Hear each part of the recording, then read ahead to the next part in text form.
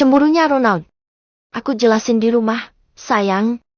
Jangan marah dulu, nanti aku jelasin. Sekarang aku kerja dulu, kamu pulang. Ini sudah jam 1:30, sayang.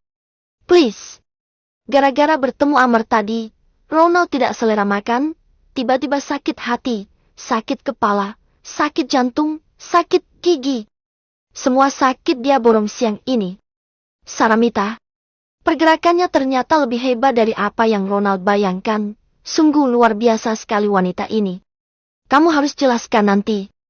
Peringatan Ronald sebelum meninggalkan Mita di kantornya dan sebelum Mita keluar dari mobil Ronald. Mita mencium pipi Ronald supaya Ronald tidak marah padanya.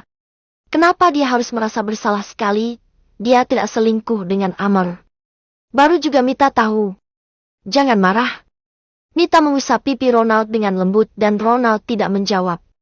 Emosi jiwa raganya. Bisa-bisanya Amar mendapatkan sekretaris seksi seperti istrinya sedangkan Ronald setiap hari harus memikirkan Mita yang jauh. Sial. Sepertinya semesta tidak mendukung Ronald dengan Mita. Ronald memukul setir mobilnya dengan kuat setelah Mita masuk ke dalam kantor.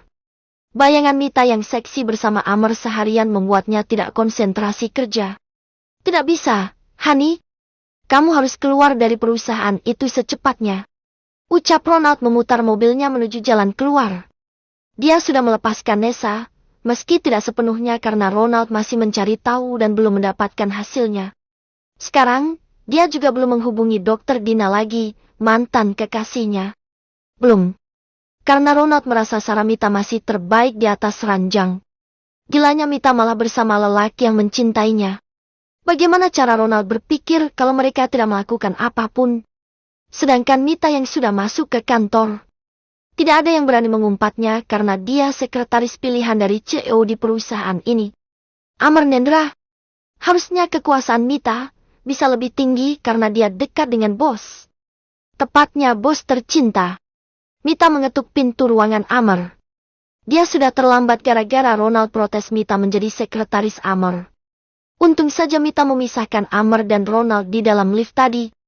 Kalau tidak tahu apa yang akan terjadi. Mungkin wajah tampan mereka akan sama-sama babak belur atau wajah Amar akan luka karena Ronald setahu Mita pemegang sabuk hitam. Oh Tuhan, jangan sampai itu terjadi pada Amar. Masuk. Ucap Ronald dan Mita masuk dengan senyumnya yang manja dan pakaiannya yang jelas selalu menggoda di depan Amar. Meski begitu tatapan Amar selalu meluluhkan. Ibarat es yang meleleh di sinar matahari yang terik. Begitulah kira-kira hati Mita saat ini. Selamat siang, Pak Amar. Maaf saya terlambat, perkenalkan saya sekretaris baru Pak Amar. Nama saya Saramita. Ucap Mita dengan formalnya. Biasa saja, Mita. Aku sudah mengenalmu. Aku bisa minta tolong sesuatu. Tanya Amar. Tolong apa? Tanya Mita dengan lembutnya. Tolong cintai aku. Tidak mungkin Amar akan mengatakan itu, dia tidak gila. Tapi melihat wanita yang dicintainya di depan mata tetapi tidak dapat disentuhnya, sungguh membuat frustasi sekali tapi bisa saja mereka lebih dekat kalau Mita mengizinkan semua itu. Yang jelas, Amar tidak peduli status Mita saat ini apa.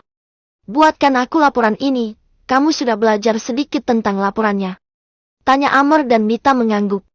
Sebelum pertukaran sekretaris tadi, sekretaris yang lama sudah mengajari Mita. Andai saja bukan karena Amar, Saramita yang tamatan SMA ini tidak mungkin bisa jadi sekretaris. Tidak mungkin. Jelas semua orang kantor berpikir Mita adalah wanita penggoda ditambah beberapa teman kantor tahu berita tentang Mita. Sudah Pak, bisa saya ambil? Tanya Mita permisi. Mendekatlah. Aku mau kamu membuatnya seperti ini. Ucap Amar dan Mita mendekat. Mita menyimpulkan anak rambutnya dan wajah mereka hampir saja tidak berjarak. Aku ingin semua data ini dipindahkan ke sini. Lalu kamu buat yang baru. Dengan data yang aku pegang, aku ingin tahu apa saja kekurangan dan masalahnya yang sering terjadi. Ucap Amar. Dari tadi Amar bicara sambil melihat wajah Mita yang fokus di komputer. Baik, Pak. Mita menoleh dan pandangan mereka berdua hati. Jantung saat ini sedang tidak baik-baik saja karena gara-gara saling pandang. Jantung itu seolah sedang lari maraton. Hanya itu saja? Tanya Mita dan Amr menutup matanya sambil mengangguk. Aku tahu kamu belum makan. Bawa makanan kamu kemari. Makan di mejaku. Ya ampun, terlalu so sweet Amr kalau seperti ini. Mita tidak mungkin bisa move on kalau Amr seperti ini. Aku makan di luar saja, Pak. Kalau kita berdua, panggil Amr saja, Mita. Kamu seperti orang lain denganku. Ucap Amr berdiri dan bicara dekat sekali dengan wajah Mita. Harus sekali Amr menunduk dan memperhatikan wajah Mita seperti itu. Kamu bahagia? Tanya Amr lagi dan Mita tidak tahu lagi bagaimana menghindari wajahnya yang merah karena sangat malu. Sungguh Mita menyukai Amr. Tetapi dia sadar kalau Amr bukan suaminya. Dia sudah jadi seorang istri meski hanya istri kontrak. Aku bahagia di dekatmu. Sial. Mita tidak bisa mengatakan itu karena tidak mungkin dia melontarkan kata-kata menggoda seperti itu. Setidaknya saat jadi seorang istri, dia harus jadi istri yang benar. Makanlah di mejaku, jam makan siangmu sudah habis. Kalau karyawan lain lihat, apa yang akan mereka katakan? Kamu mempergunakan jam makan siang untuk bercinta. Bisik Amr menggoda Mita dan Mita menggigit bibirnya. Oh Tuhan. Amr tahu apa yang dia lakukan. Kamu tahu? Tanya Mita dan Amr tertawa mendengarnya. Aku tahu, mungkin kamu lupa tapi aku tidak. Kita pernah melakukan hal yang sama, Sarah Mita.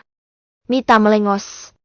Mita memutar tubuhnya dan keluar dari ruangan Amr meninggalkan Amr dengan senyum nakalnya. Ronald bersama denganmu hanya di rumah, sedangkan kamu setiap hari bersamaku. Tidak lama, Mita masuk dan membawa kotak makanan dari kayu yang dibeli Ronald sebelum mengajak Mita bercinta. Malu?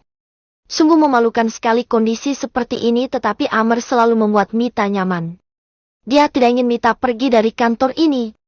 Mulutnya saja yang nakal, dia tidak akan melakukan kalau bukan karena perasaan mereka yang menyatukan. Mungkin nanti. Ya nanti, bisa saja. Siapa tahu? Tidak lama ponsel Mita berdering. Sungguh gila sekali, Ronald yang menghubungi Mita sedang Mita ada di ruang Amr. Angkat saja, tidak masalah. Amr fokus bekerja sementara Mita mengangkat telepon Ronald. Kenapa, sayang? Tanya Mita yang membuat Amr menoleh. Harusnya Mita yang saat ini memanggilnya dengan sebutan sayang seperti itu, bukan Ronald. Ronald itu lelaki brengsek dan Mita mudah sekali tertipu olehnya. Terima video call. Ucap Ronald yang masih memendam emosi. Mita berdecak kesal dan mengangkat video call Ronald.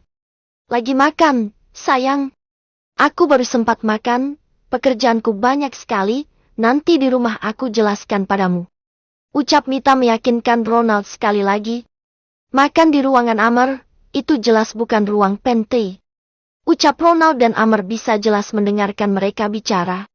Mita keluar sebentar untuk mengangkat telepon Ronald. Sayang, ini pekerjaanku, aku mohon. Aku tidak melakukan apapun, kamu harus percaya. Ucap Mita yang seperti sedang meyakinkan kekasihnya. Ronald mengalami amnesia sepertinya. Perlu Mita ingatkan nanti di rumah kalau mereka tidak punya konsep saling mencintai. Nanti aku lanjutkan marah, kamu makan dulu. Semangat, sayang kerjanya. Mita masih sempat memberikan semangat pada Ronald dan Ronald hanya menjawab dengan mengangguk kecil. Malas sebenarnya.